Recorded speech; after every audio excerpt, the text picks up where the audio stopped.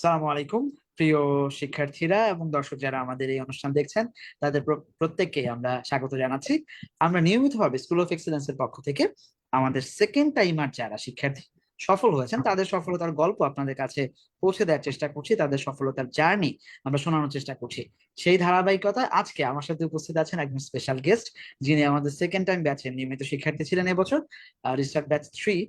সেখানে নাজমুল হোসেন এই বছর রাজশাহী বিশ্ববিদ্যালয় গুচ্ছ এবং চট্টগ্রাম বিশ্ববিদ্যালয়ে সফলতা অর্জন করেছে। রাজশাহী বিশ্ববিদ্যালয়ে সে পড়বে। আমরা তার সফলতার গল্প আজকে শুনবো। নাজমুল, আমাদের অনুষ্ঠানে তোমাকে স্বাগত জানাচ্ছি ভাই।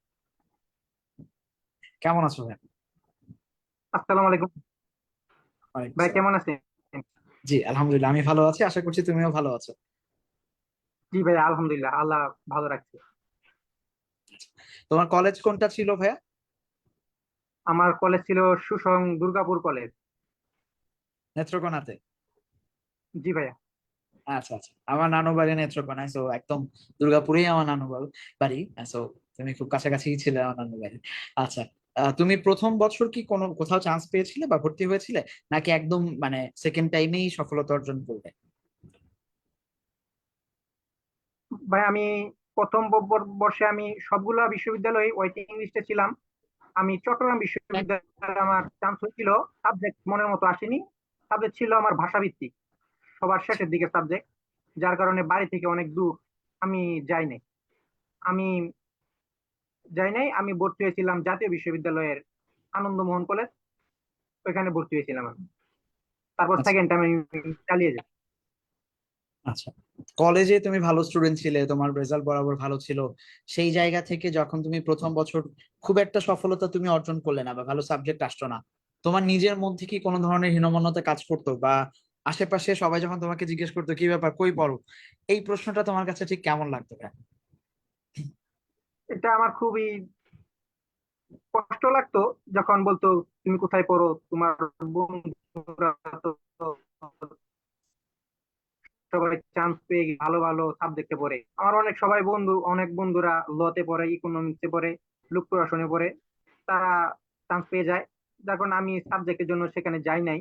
আমার খুবই খারাপ লাগতো যখন বলতো।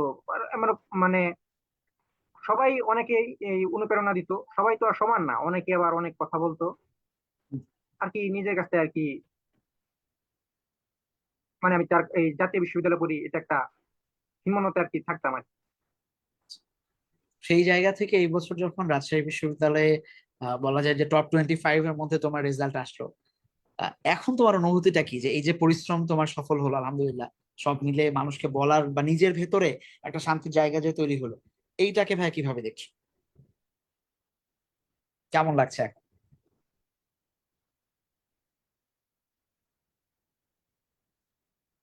জি ভাইয়া। নাজমুল আমাকে নাজমুল এখন আমাকে শুনতে পাচ্ছ? আলহামদুলিল্লাহ, আল্লাহ যেহেতু আমার পরিশ্রমের এই ফল আল্লাহ দিয়ে। জি ভাইয়া।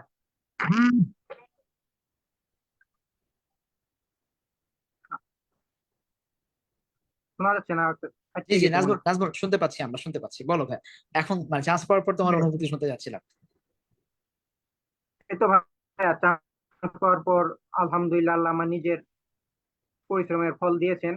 মানে অনেক দীর্ঘ লং টাইম। ফার্স্ট টাইম 1 বছর, সেকেন্ড টাইম প্রায় বছর, অনেক অনেক দিন মানে চলে চলে যায়। অনেক দিন মানে পড়াশোনা আমার চালিয়ে যেতে হয়। অনেক হীনমন্যতায় থাকতে হয় সেকেন্ড টাইম আমার। সেকেন্ড টাইম অনেক চান্স হবে কি হবে না, এবার না হলে তো শেষ, আর সুযোগ থাকবে না। এখন আল্লাহ যেহেতু দিয়েছে আমি খুবই খুশি। সবাই, বাড়ির বাসার সবাই খুশি, তারা আমাকে সাপোর্ট দিয়েছে। আলহামদুলিল্লাহ, আল্লাহ আমাকে মানে আমি খুবই উৎফুল্ল বোধ করি আমার।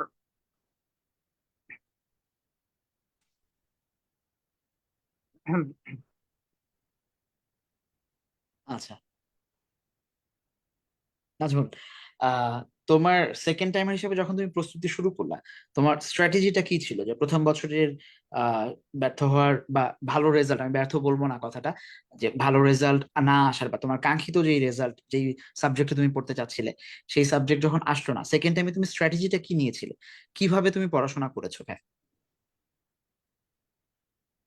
আমি আমার প্রথম বছর এটা আমার হয়নি, এটা আমার প্রিপারেশনের ঘাটতি ছিল। আমি সেকেন্ড টাইম আমি চিন্তা করি সেকেন্ড টাইম আমি খুব ভালো করে মানে পড়াশোনা করব, সবগুলো সবগুলি মানে কোনো একদিকে মানে কমতি রাখবো না, বাংলা হোক ইংলিশ হোক বা জিকে হোক, সবগুলো আমি ভালো করে পড়বো। আমি ফার্স্ট টাইম আমি অফলাইন কোচিং এ ভর্তি, অফলাইন কোচিং এ আমি মানে সেরকম মানে সুবিধা করতে পারিনি অফলাইন কোচিং এ। আমি চিন্তা নিয়েছিলাম আমি অনলাইনে পড়বো, বাসা থেকে পড়বো। তখন আমি, আমার এক বন্ধু বলেছিল স্কুল অফ এক্সিলেন্সে ভর্তি হতে। তো আমি স্কুল অফ এক্সিলেন্সের ক্লাস, ফ্রি ক্লাস গুলো করি এবং তারা খুবই অভিজ্ঞ স্যারগুলোর এই লেকচারশিট গুলো পড়তে থাকি।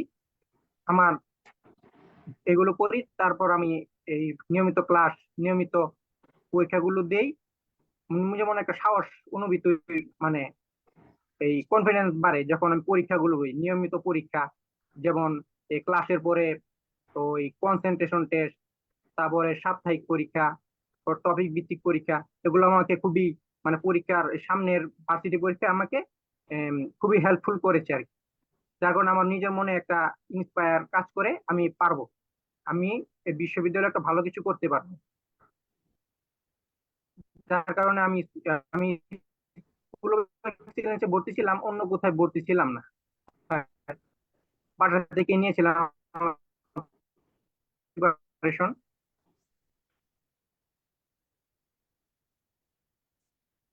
আচ্ছা। যার কারণে আমি টপ মেরিট করতে পেরে আমার চিন্তা ছিল রাজশাহী বিশ্ববিদ্যালয়তে পড়বো। আলহামদুলিল্লাহ। ইনশাআল্লাহ আল্লাহ আমার তো স্বপ্নটা পূরণ করে। সেকেন্ড টাইমার হিসাবে যখন প্রস্তুতি শুরু হয়, অনেক সময় আমরা দেখি যে আমাদের পরিবার আমাদের পাশে থাকে না। বেশিরভাগ শিক্ষার্থী তাদের পরিবারের কাছ থেকে সেই মানে কাঙ্ক্ষিত সাপোর্ট বা ফুল সাপোর্টটা পায় না, পরিপূর্ণ সহযোগিতাটা পায় না। তোমার ক্ষেত্রে এই স্টোরিটা কেমন ছিল, যে তোমার পরিবার তোমার কাছে কতটুকু আহ সহযোগিতাপূর্ণ ছিল বা তোমার পাশে কতটুকু ছিল ভাই? জি ভাই, আমার পরিবার খুবই সাপোর্টিভ। আমি যখন আমার কোনো বিশ্ববিদ্যালয়ে আসছিল না, ওয়েটিং লিস্টে ছিলাম, লাস্টে চট্টগ্রাম বিশ্ববিদ্যালয় আসছিল, তারা আমাকে ওইখানে যেতে না করছে, মানে সেখানে তুমি যাও না, তুমি আবার সেকেন্ড দাও, লাগলে যা সাপোর্ট লাগে তুমি আমাদের কাছ থেকে তুমি নিয়ে যাও, তুমি তুমি আবার পরীক্ষা দাও, দেওয়া আল্লাহ ভালো কিছু রাখছে। যেহেতু তোমার এই কোটা আন্দোলন গেছে, জুলাই বিপ্লব গেছে, হুম হুম। এটা তোমার ভালোর জন্যই, বা তোমার একটু ক্ষতি হতে পারতো বা কোনো একটা সমস্যা হইতে পারতো, তারা আমাকে খুবই সাহায্য করেছে। যার কারণে আমি এই রাজশাহী বিশ্ববিদ্যালয়ে আসতে পেরেছি। আলহামদুলিল্লাহ, যে তার মানে পরিবারের সাপোর্ট থাকাটা এই সময়ে প্রত্যেকটা শিক্ষার্থীর আসলে খুব বড় মানসিক শক্তির জায়গা। যে একজন শিক্ষার্থী যখন ফার্স্ট টাইমে খারাপ করার পর মনোবল ভেঙে যায়, সেই জায়গায় যদি পরিবারকে আমরা পাশে পাই, যে আমাদের পাশে অন্তত আমাদের ফ্যামিলির লোকেরা আছে, আমি যে সিদ্ধান্ত নিচ্ছি যে আরেকবার আমি প্রস্তুতি নিব, সেইখানে আমার ফ্যামিলির লোকটা সাপোর্ট করছে, তার মানে আমার শক্তির জায়গাটা কিন্তু আসলে বেড়ে যায় যে কোনো শিক্ষার্থীর জন্য, যে ঠিক আছে আমার পাশে অন্তত আমার পরিবার আছে, আমি যে সিদ্ধান্ত নিচ্ছি সেটা রাইট হতেও পারে, এটা তারা বিশ্বাস করে। তো ওই জায়গা থেকে আমাদের প্রত্যেকটা শিক্ষার্থীর পরিবারের সদস্যদেরকে বা অভিভাবকদেরকে আমরা অনুরোধ করবো যে অবশ্যই আপনাদের সেকেন্ড টাইম হিসেবে যারা প্রস্তুতি শুরু করতে চায় তাদের পাশে থাকুন বা তাদেরকে সাহস জুগিয়েন, আহ যাতে করে তারা তাদের কাঙ্ক্ষিত যে লক্ষ্য বিশ্ববিদ্যালয় সেখানে পৌঁছতে পারে। আচ্ছা নাজমুল, আমরা স্কুল অফ এক্সিলেন্স, তুমি বললা যে স্কুল অফ এক্সিলেন্স কে তুমি তোমার ফ্রেন্ডদের মাধ্যমে জেনেছো, তারপরে এসে তুমি তোমার আহ, আহ, নিজের যে দক্ষতা সেটাকে কাজে লাগিয়েছো, তোমার পরিশ্রমটাই তুমি করেছো। বাট যেই প্রত্যাশা নিয়ে তুমি স্কুল অফ এক্সিলেন্স আসছিলা, সেই প্রত্যাশার জায়গায় স্কুল অফ এক্সিলেন্স তোমার কাছে পূরণ করতে পারে মানে পেরেছে কিনা, তুমি কিভাবে মূল্যায়ন করবা স্কুল অফ এক্সিলেন্সের সার্ভিস গুলোকে?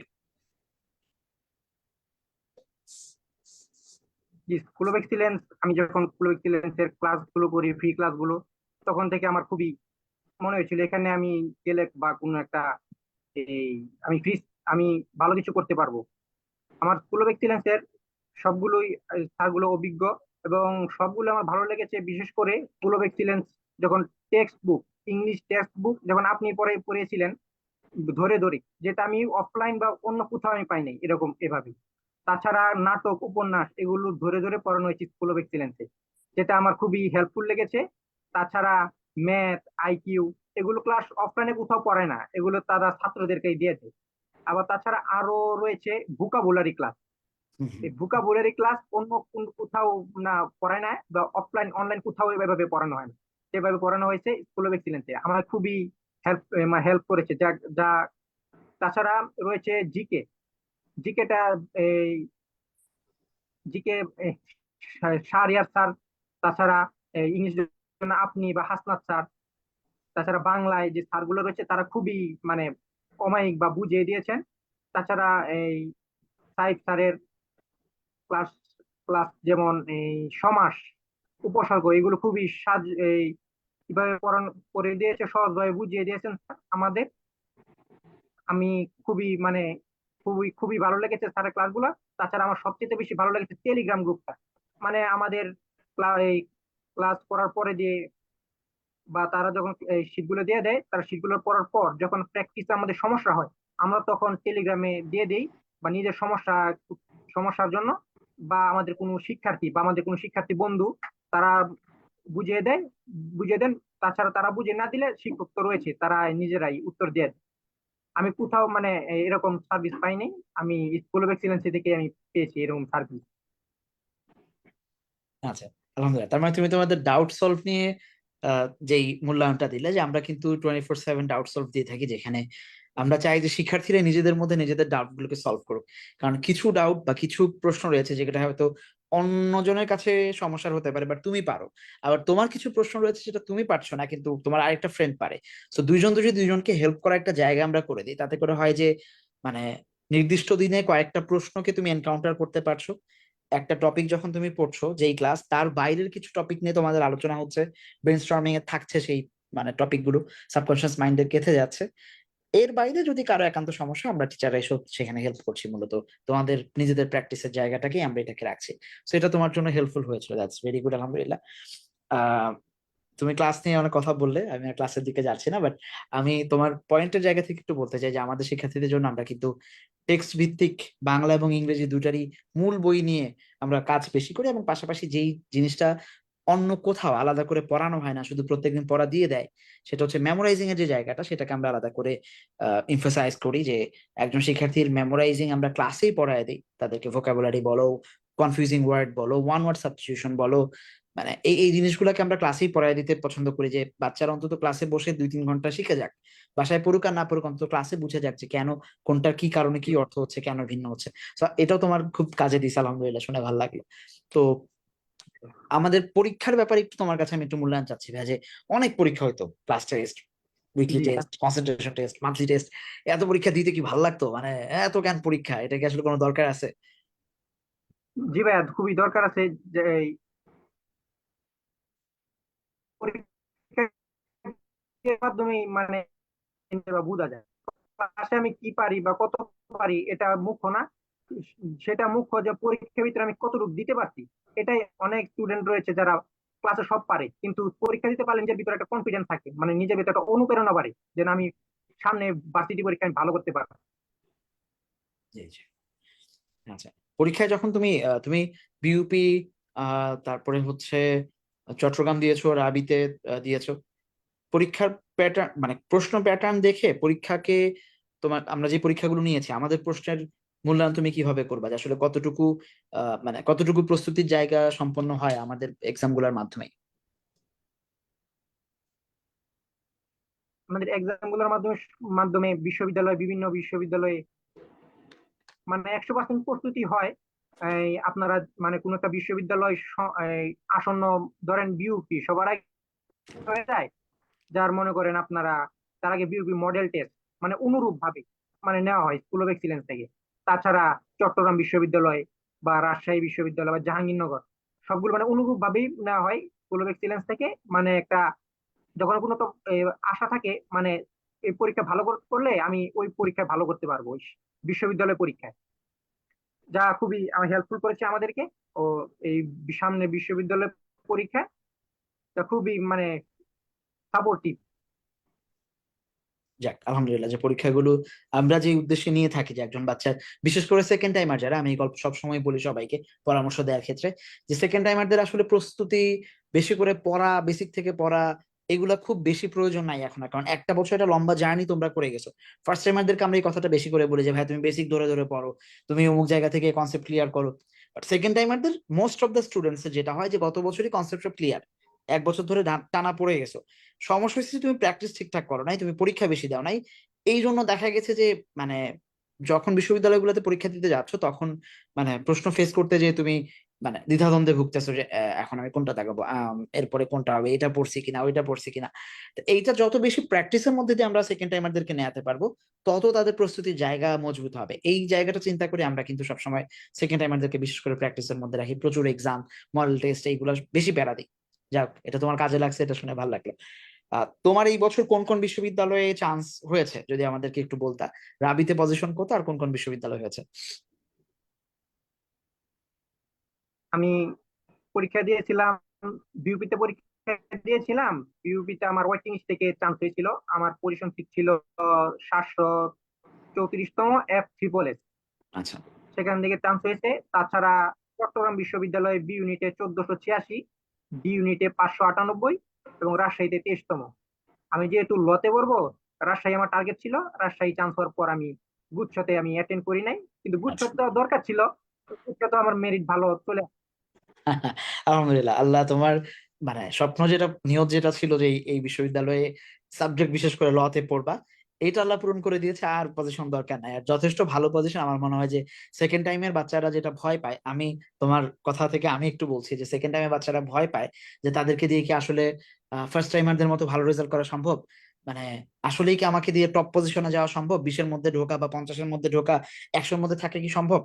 এই প্রশ্নটা আসলে তোমার জুনিয়ররা যদি তোমাকে করে, তুমি কি বলবো, ওদেরকে উপদেশ কি দিবা? আমার উপদেশ থাকবে সম্ভব। মানুষ যদি ইচ্ছা যদি নিজের মনে থাকে তাহলে সম্ভব। নিজের ভিতরে পরিশ্রম থাকতে হবে, নিজের স্বপ্ন থাকতে হবে, নিজের মনে মানে হতাশ হওয়া যাবে না, নিজের মনে শক্তি থাকতে হবে যে আমি পারবো। তাছাড়া আমার ই থাকবে, তারা মানুষ ব্যর্থ হয়, মানুষই জীবন মানে ব্যর্থ সফল এগুলো নিয়ে।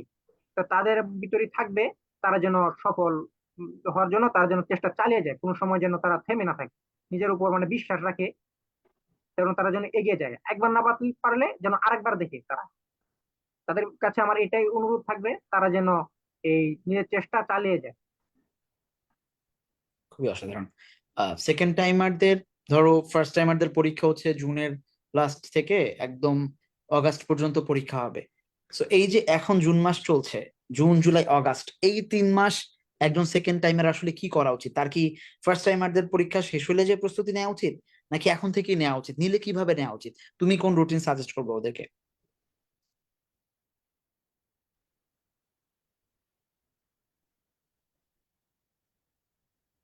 নাজমুল, আমার কথা শুনতে পাচ্ছ না? জি ভাইয়া, কথা শোনা যাচ্ছে না? জি। জি।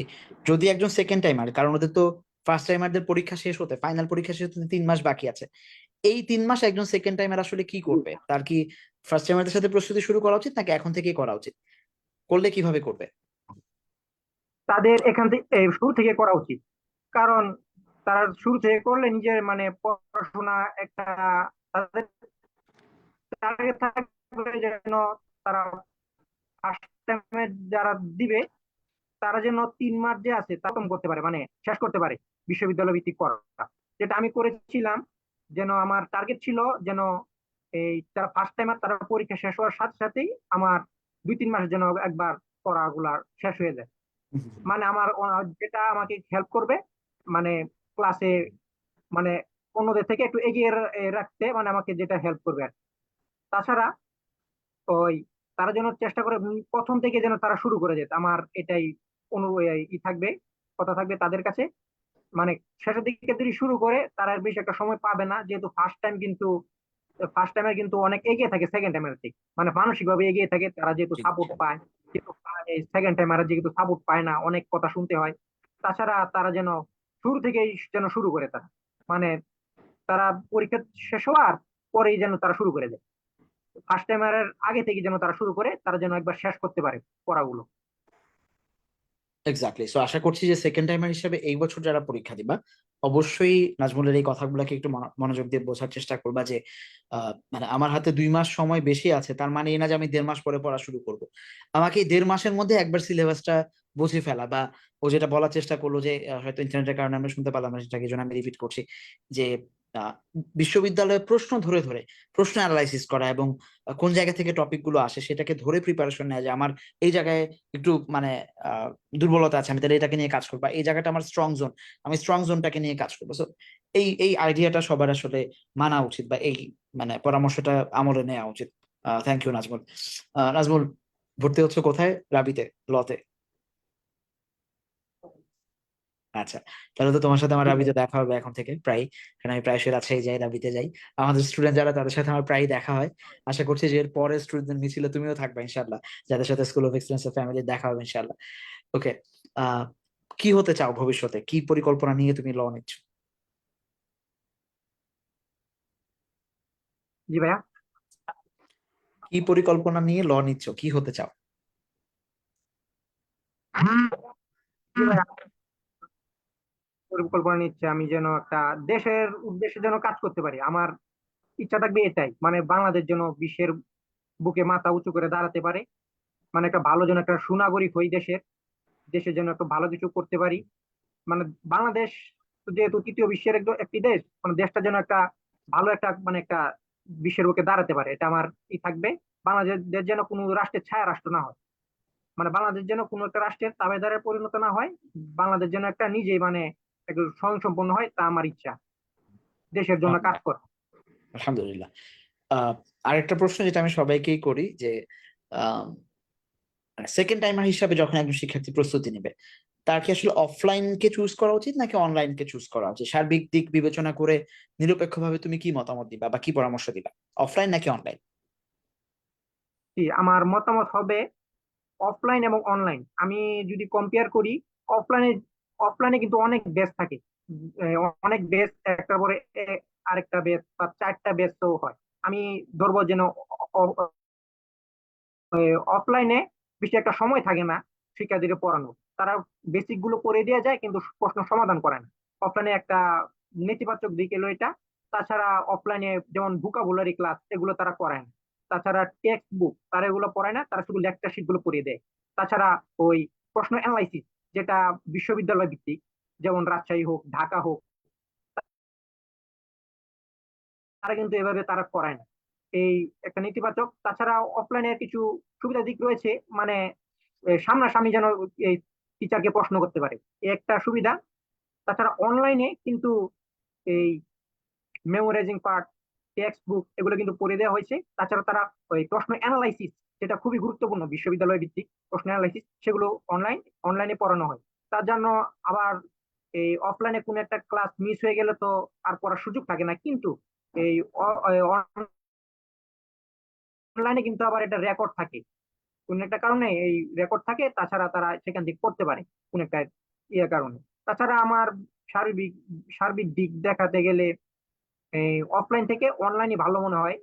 এই একটা অনলাইনই বেস্ট প্ল্যাটফর্ম। যদি অনেক অনলাইন প্ল্যাটফর্ম রয়েছে, কিন্তু তাদের উচিত যেটা ভালো, তারা দিক বিবেচনা করে, সব দিক থেকে দিক বিবেচনা করে একটা ভালো অনলাইন প্ল্যাটফর্ম দেখার। অবশ্যই সেখানকার ফ্রি ক্লাস বা আগের বছরে যারা শিক্ষার্থী ছিল, সিনিয়র যারা, তাদের মতামত নিয়ে যাওয়া চুজ করার ক্ষেত্রে।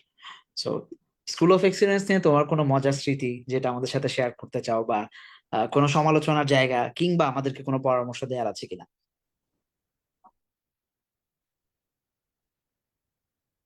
আমাকে কি শুনতে পেয়েছো নাজমুল?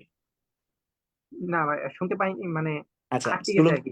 স্কুল অফ এক্সিলেন্স কে নিয়ে তোমার কোনো মজার স্মৃতি কিংবা আমাদেরকে কোনো পরামর্শ অথবা কোনো সমালোচনার জায়গা আছে কিনা, যেটা সরাসরি আমাকে বলতে চাও এখন? না, কোনো সমালোচনার জায়গা নেই। বা মজার স্মৃতি বলতে গেলে, জি মজার স্মৃতি হবে, কারণ স্কুল অফ এক্সিলেন্স আমার দুঃখ, এই, যেহেতু আমার ফার্স্ট টাইমে চান্স, মানে নিজের কাঙ্ক্ষিত ফলাফলে যেতে পারি নাই। স্কুল অফ এক্সিলেন্স আমি অনেক সময় মানে ছিলাম, যুক্ত ছিলাম। এই অনেকবার আমি টেলিগ্রামে এই অনেক পুশ করেছি, অনেক ইয়ে দিয়েছি, কিন্তু খুবই মানে নিজের কাছে খুবই লাগতেছে, যেহেতু আমি গ্রুপে আগের মতো আবার এই হতে পারবো না, ওই অ্যাক্টিভ হতে পারবো না, সবাই অ্যাক্টিভ থাকবে না। স্যারগুলোর থেকে আবার এই মোটিভেশন পাবো না, যেমন মৌদুদ ভাইয়া খুব মোটিভেশন দিত আমাদেরকে, এগুলো পাবো না। যার কারণে খুবই মানে এটা আমাদেরকে খুবই মানে আমাকে মানে খুবই কষ্ট হয়, মানে নিজের মনে আর কি একটু দুঃখ হয়, এই আর কি। যেহেতু অনেকদিন ধরে এক্সিলেন্সে ছিলাম। কোনো সমস্যা নেই নাজবুল, আমাদের ফেসবুক গ্রুপ রয়েছে স্কুল অফ এক্সেলেন্স এর স্টুডেন্ট গ্রুপ, যেটা তোমরা তোমাদের জুনিয়রদেরকে প্রায়শই সেখানে মোটিভেট করতে পারবা তোমাদের নিজেদের কথা বলে, কিংবা কুইজ দিয়ে হোক, যে কোনো ধরনের জি। পার্টিসিপেশনের মধ্যে দিয়ে তোমরা তোমাদের জুনিয়রদের সাথে সংযুক্ত থাকতে পারবা, আমাদের সাথে সংযুক্ত থাকতে পারবা। এর বাইরে অবশ্যই আমাদের ক্যারিয়ার প্রোগ্রামে তোমাদের সাথে দেখা হবে। আমরা চেষ্টা করছি যে বিশ্ববিদ্যালয় ভিত্তিক সাবজেক্টিভ কিছু ক্যারিয়ার নিয়ে কাজ করার, এবং পরবর্তীতে তোমরা যখন আরেকটু সিনিয়র হয়ে যাবা, আমাদের জবের যে প্রিপারেশনের জায়গা, যদি তোমরা সরকারি জবকে বেছে নাও, সেটা নিবন্ধন হোক, বিসিএস হোক, ইনশাল্লাহ আমরা জবের মার্কেটে খুব দ্রুতই আসতে যাচ্ছি।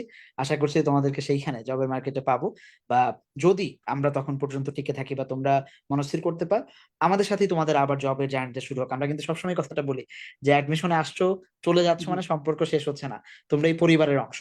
আমরা এমন একটা সমাজের দেখি যে একটা ইকোসিস্টেম তৈরি করবো, যেখানে আমাদের একজন শিক্ষার্থী আমাদের কাছে এসে সারা জীবনের যত শেখার জায়গা আছে আমাদের কাছ থেকে শিখবে, আমরাও শিখতে থাকবো, তাদেরকেও শেখাতে থাকবো। এই মটো নিয়ে আমরা কিন্তু স্কুল অফ এক্সেলেন্স করেছিলাম। আশা করছি সামনে যে কোনো ভেঞ্চারে আবার তোমাদের সাথে দেখা হবে। তোমার জুনিয়রদের উদ্দেশ্যে ছোট্ট কিছু বলে যদি শেষ করতে চাও, আমি তোমাকে কিছু বলার অনুরোধ রাখছি।